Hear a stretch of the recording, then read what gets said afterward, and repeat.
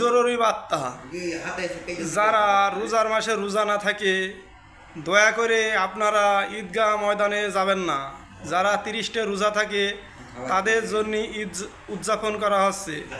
আপনারা রোজা না থেকে মুমিন বান্দাদের সাথে ঈদের নামাজ আদায় করবেন না। যারা ঘুষ খায়, সুদ খায়, খেয়ে খেয়ে ভুড়ি উঁচু করে হচ্ছে যে ঈদগার ময়দানে মুমিন বান্দাদের সাথে ঈদ উদযাপন করতে পারবেন না।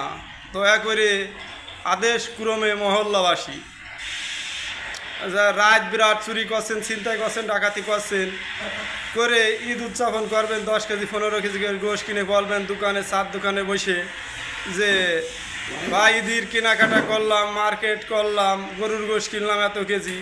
আপনাদের জন্য ঈদগাহ ময়দান না। দয়া করে আপনারা ঈদগাহ ময়দানে আসবেন না।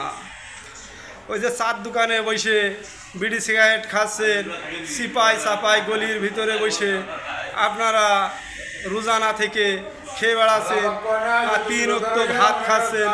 দয়া করে আপনারা কোনো কায়দা ঈদগাহ ময়দানে আসবেন না। যারা 30টে রোজা থাকে শুধু তাদের জন্যই ঈদ উদযাপন করা হচ্ছে ইনশাল্লাহ।